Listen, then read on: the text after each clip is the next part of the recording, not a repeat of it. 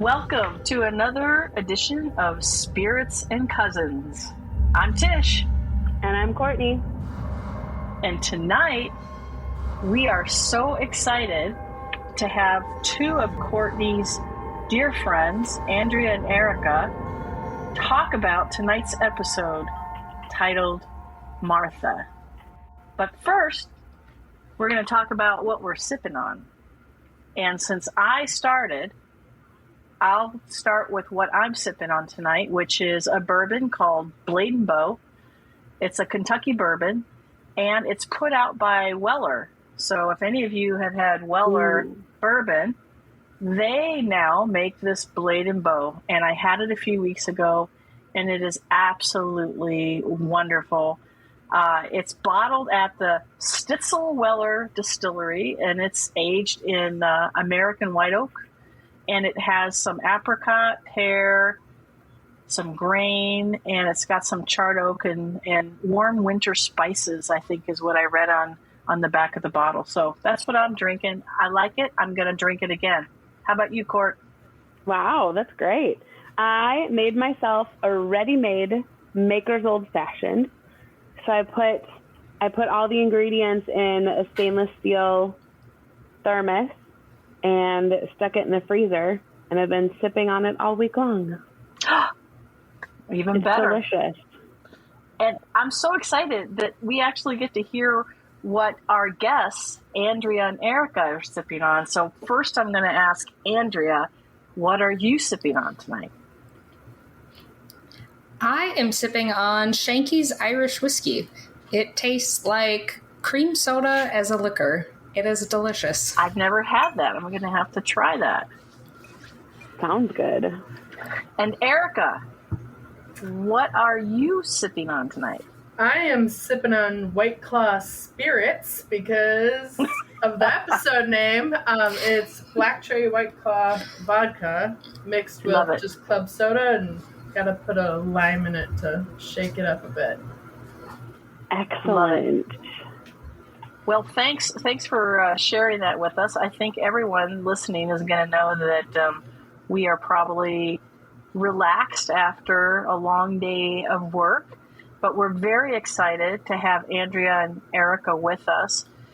They grew up with Courtney, which is exciting in and of itself, I must say, the expert of paranormal. But the real reason they're here is because they lived in a haunted house growing up. And today's episode, Martha, is about the house they lived in and what they named the entity, the ghost, the spirit that was there. So we're going to first hear a little bit from Andrea and Erica about, just a little bit about their background, where they grew up, how they ended up in this house, the history of the house. And then we're going to hear the details about what they experienced in the house. And Courtney is going to be the expert interviewer of this tonight. And again, I want to say thank you and welcome Andrea and Erica. And I'm going to turn it over to Courtney to. Thanks, Tish. I've known Andrea and Erica for a while now, and I had never heard about this Martha until recently when Erica reached out to me and was like, hey, so there's this spirit happening. And it was really fun talking with her about Martha and the history of it. So Erica and Andrea, tell me more about your history with this Martha and how you first, why don't you tell us about where you lived and when you first noticed what's going on. I'll let Andrea start with the history of the house. I feel like she knows a little bit more about it than I do, and I can talk more about the Martha and when that all started up. Yeah, so we moved into the house. I think I was 8 years old, so Erica would have been about 4 or 5. It was around like 1997, 98. And it's just a house on the outskirts of a teeny tiny town. We have a population of, I think growing up, it was 800, and now it's less than 800. Wow. And so really, really small. And yeah, we owned the house. My parents bought the house, and then there was like a football field sized back lot that was just grass and land that was still owned by, I don't exactly remember who, but originally it was owned by the people who owned the house my parents bought. And so eventually my dad also bought that too. So we ended up owning a large amount of property that the family who owned the house originally had. And originally the family, they were called the Habstreet family. They were dairy farmers. And so they had the creamery in the town. And so that's kind of the source for a lot of those products came from where we live now.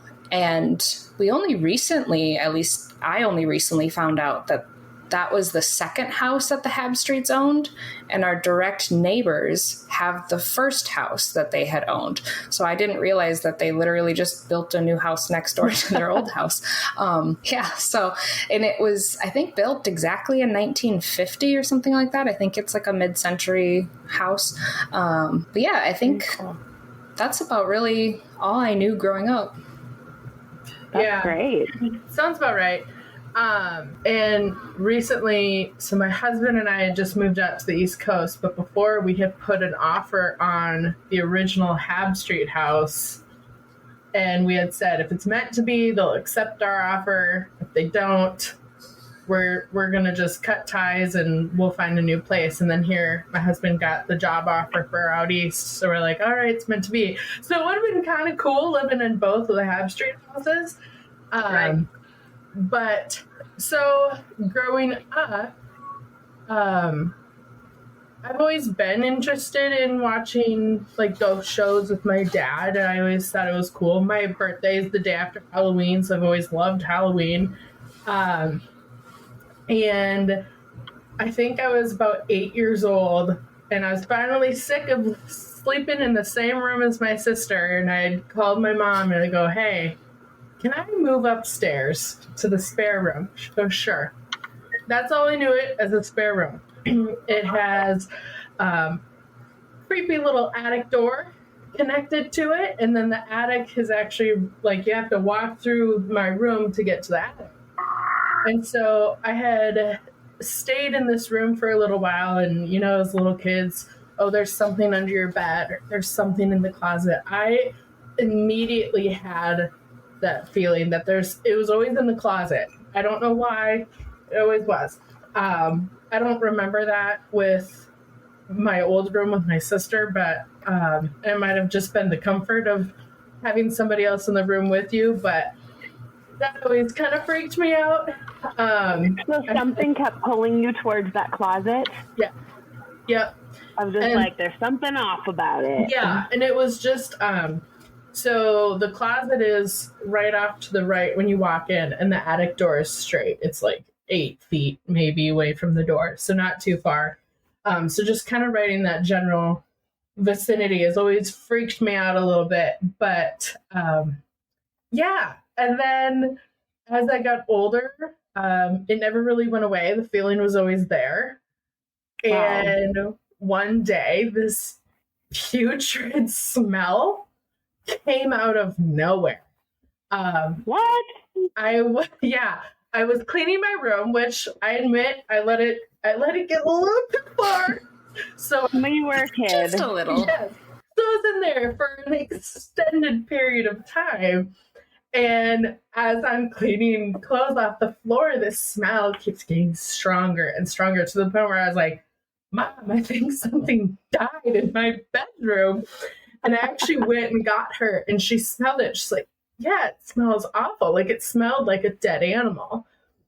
And we couldn't find it. Like, I'd cleaned my room thoroughly, whatever, moved on. The smell kind of dissipated. We're like, weird, couldn't find anything. The attic was known for having mice in it. So my mom went into the attic, She could not find a dead mouse, a recently caught mouse, anything, no nest. So she goes, I don't know what that's all about. And we kind of forgot about it. And as time went on, it happened again and again and again.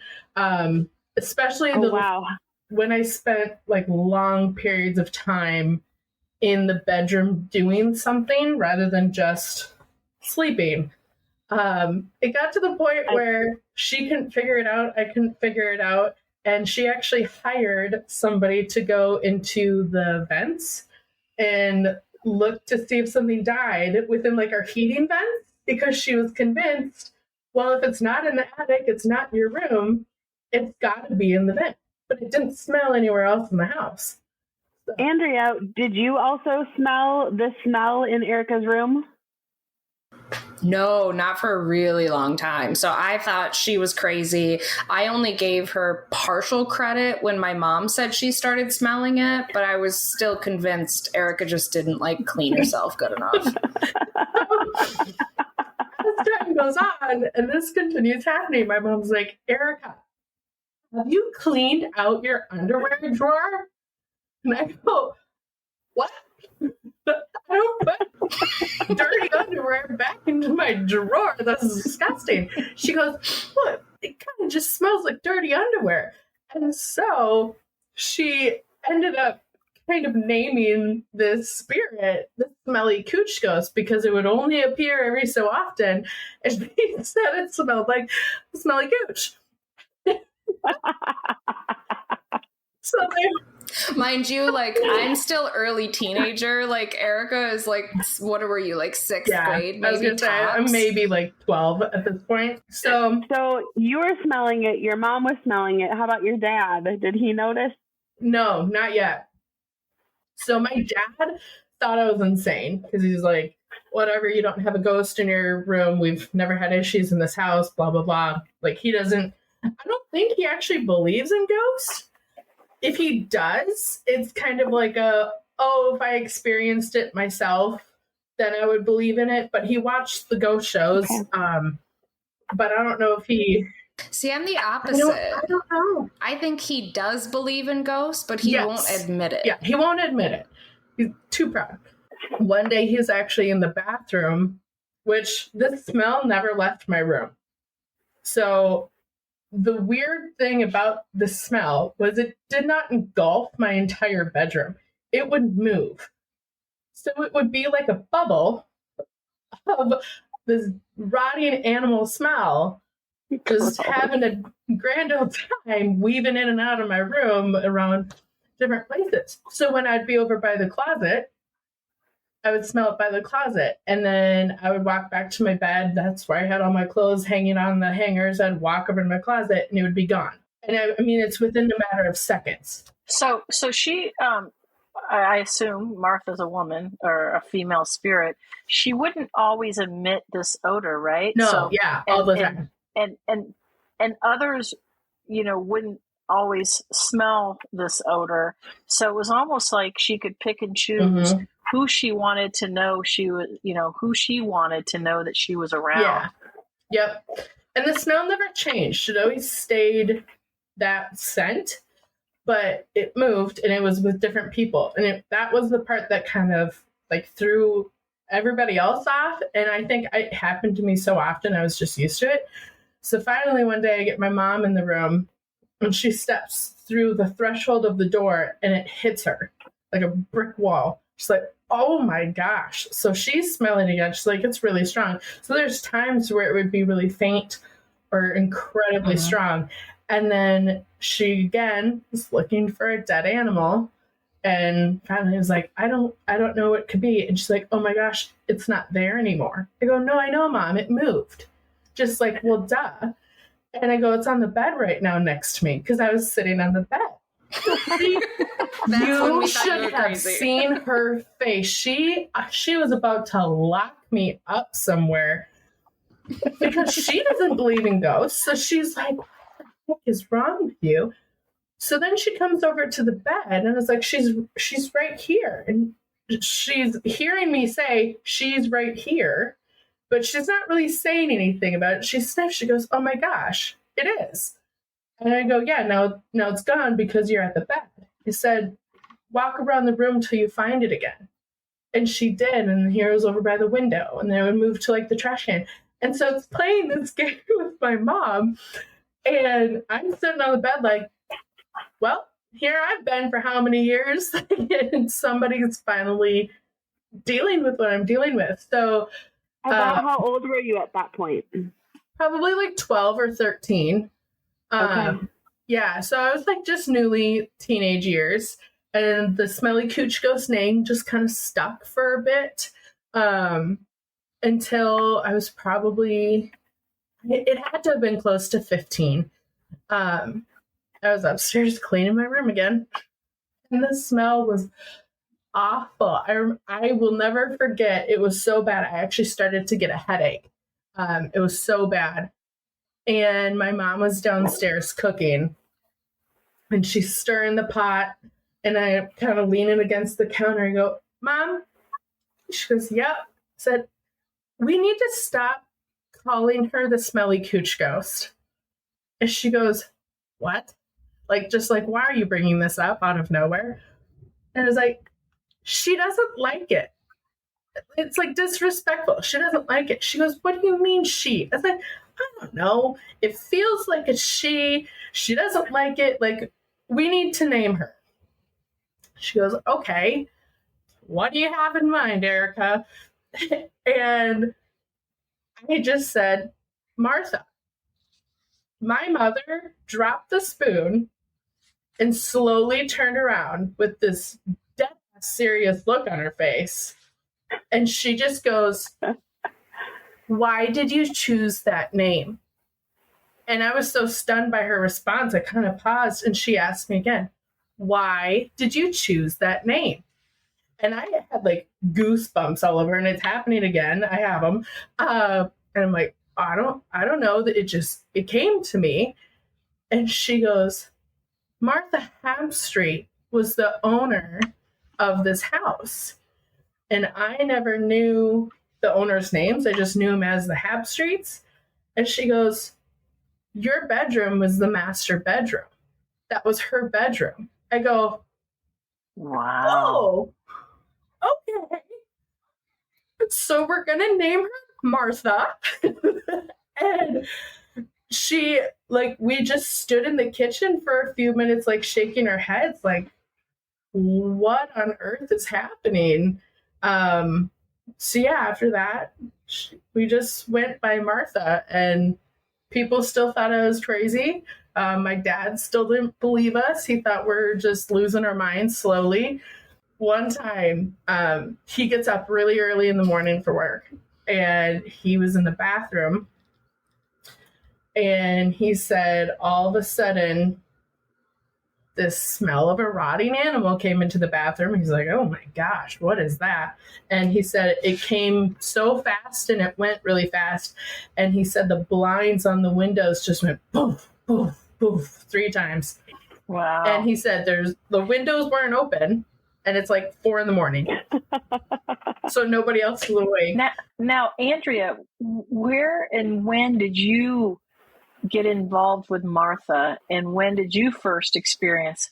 Take me through, take us all through how you started to experience this. So Erica had it first, and obviously Martha befriended Erica for one reason or another. But at some point, Erica was probably sharing her experience with you, and then you started to have experiences with it or with Martha. What happened? Yeah, she would talk about them, and I thought she was crazy. I mean, I thought she was crazy for years. It wasn't until my mom got on board that I was kind of like, either you're both crazy or there's some merit to something. And I think so. If Erica was 12 or 13, I would have been 16, 17. 17, 18. Yeah. So I think by that point I was pretty I did not believe any of it. I didn't watch the shows. I wasn't into paranormal at all. Like, that wasn't my thing ever. And I think it was sometime when I came home from college at some point. So I was probably like late teens, early 20s before I experienced her. And I think I experienced her in the hallway. I don't think it was in your room. I think it was in the hallway, or it might have been downstairs even.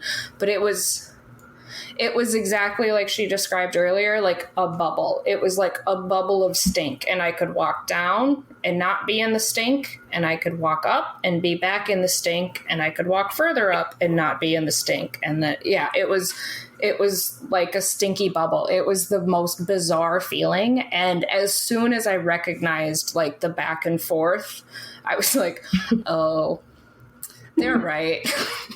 I remember when she told me, and I was like, I knew it wasn't crazy. And I'm like, wait, she was on the stairs?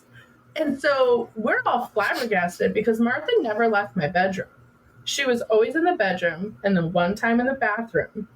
And then when Andrea smelled her on the stairs, and that was it. Like, it was solely my room that she would be in. So I was like, oh my gosh, like, Martha's getting some balls. She's going to go explore the house again. Like, here we go. I think that Martha was more connected to Erica than the house, especially because no one else, for a long time, no one else could smell her. No one else could sense her. And so yes, it is possible because it's connected to Erica versus the house. If it was the house, other people, I think, would have experienced her more frequently. But Erica was the one who got to experience Martha the most. The other thing, too, is I do wonder if Erica would have just have said, you're not welcome here. This is my house. Goodbye. If that would have done the same thing as saying the prayer. Or if it was the prayer indeed, that is what helped Martha stop for a little bit. I don't know. We're never really going to know. But I see when I work with ghosts and I send them, I don't use prayer, and that's just is how I work. And so I was able to get Martha to move on more. But I think Erica did the right thing that was needed for her to do. I watched so many different ghost shows growing up where they go and they do spirits and entities, and then they're looking into demons. So I think I might have been so engulfed with it might be an evil spirit, and I was like, maybe it's really not Martha, because of like the putrid smell. So I was like, I don't know, like what a demon smells like, rotting meat and sulfur, but I was like, Martha kind of stinks like that too. And I would hear 3 knocks on that creepy little attic door, going to bed, only when I went to bed. It is creepy. So there's a couple of things that like went towards it, but I was never touched. I don't remember those. Like nothing. Oh my gosh. I forgot about the Erica doll. Do you remember that? Oh my gosh. This was the one time I genuinely freaked out. Wow, that memory hit me. My grandma made these dolls to look like us granddaughters, so it was called my Erica. I think it was like a 90s thing to make like a doll that looked almost exactly like you. They literally went to special classes and picked out hair colors, eye shapes, nose shapes, all that kind of a thing. Look creepy now that I think back on it. So this doll I had sitting against, it was on my dresser, and it was sitting in the back, and its back was up against the wall, dead center of the dresser, because I had very specific spots.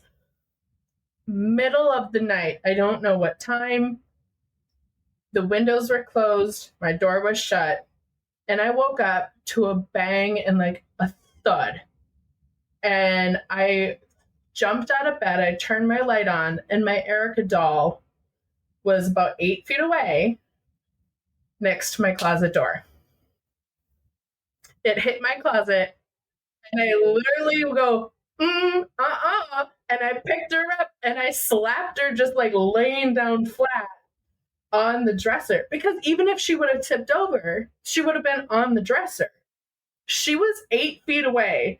And so it was that and like the smell and the 3 knocks. I was like, I don't know, maybe she's evil, maybe I'm cursed. And I just kind of got like these thoughts going. I was like, I don't know, probably just Martha. Yeah, mocking of the Trinity. So you thought the 3 knocks meant something, because in paranormal investigation, yeah. So when did you first start experiencing Martha? You were 12, right?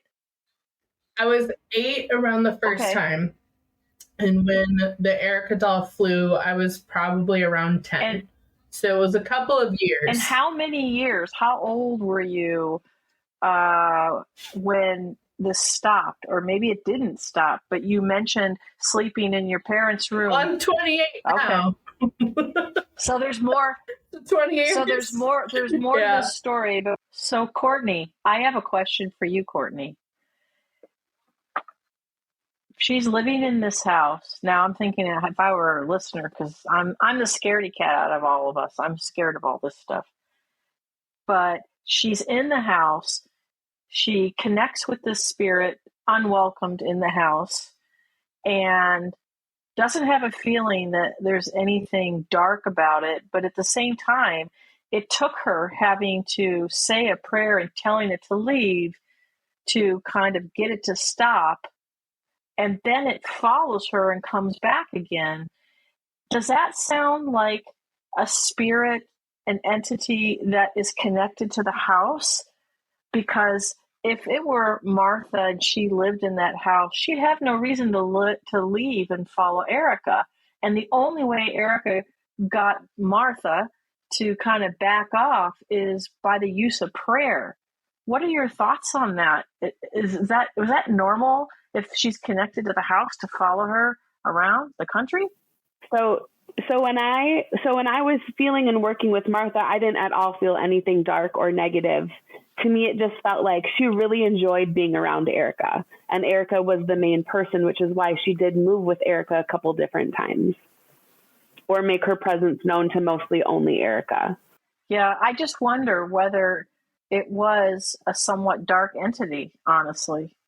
But, it's not like it did anything negative, but it certainly wanted you to know their presence. And I'm just trying to figure out for what reason. Were they there to follow her? Were they there to protect her? Were they just interested? You know what I'm saying? Usually these things happen for a reason. Andrea reached out to you more recently, within the last 6 months, let's say, and was sharing what was going on with Erica and the fact that this ghost spirit entity had come back into her life again. And that's when you got involved with speaking to Martha, was earlier this year. So only recently, because Erica hadn't smelled her in a while. She had only started smelling her again when her husband got this new job and they were planning to move out east. And then Erica said she started smelling Martha again at their home. And I started talking with Martha, and she was really interesting. She was slow to warm up to me. But we started talking. I was like, hey, it's almost like a conversation I would have with any of you. Like, hey, what's going on? What's happening? What's going on? Why are you coming up to Erica again? And the knowledge that I gained from Martha was exactly that Erica is a lot of fun. Erica notices her, and she just really liked that. She liked that attention that Erica gave her. And so as I was talking with her, I knew that it had to be a slow transition because she didn't necessarily want to go. She didn't really want to leave. She wanted to still be around. And so she and I kept talking. I think it was across about 3 weeks. And she and I talked maybe 2 to 3 times each week, I would say. And she just kept telling me those same things about how much she just enjoyed being around Erica. And then I would tell her, well, Erica's moving, and it's not your place to go with her. It is your place to move on to the afterlife. And she she wanted to think about it a little bit. And so I don't want to force any spirits to go if I have to. And so I was like, all right, well, let's just give her some time and space to think about it. And then I would check in with her. How you doing? Where are you at with it? And each time she got a little bit closer to wanting to leave until finally she was okay with it and moved on. And that was just recently. Yes, that was March. So Erica, it is possible that she could come back again at some later date. She just hasn't been back since Courtney got involved. How does that feel to you? Do you have a feeling that she's actually gone, that this spirit's gone? So all the times that she came back up were very like pivotal moments in my life, like college, and like at that time I was like, okay, I think I'm going to transfer. I think I'm going to move back home and do online. And that's when I started to smell her. And then again, when I was leaving Raymond and coming out to Pennsylvania. She still could potentially make her way back, but I don't think it'd be the same, if that makes any sense. We want to thank you for joining us, Andrea and Erica, and telling us about your haunted house story. It's one thing to have an experience in a house. It's another thing to have these experiences for a number of years and to have something follow you throughout 20 years of your life. What a crazy story. I've got 1,000 questions for Courtney that I'm going to have to ask her offline. But we both thank you for your time and just, this phenomenal kind of experience. And as you said, sometimes you think about it and you kind of miss something about it. Maybe, who knows? But it sounds like you made peace with Martha. Sounds like Courtney got involved and had some conversation with Martha. And it's just a fabulous story. Until next time, this is Spirits and Cousins, and we thank Andrea and Erica for joining us tonight. Thanks, everyone, and thanks, Andrea and Erica.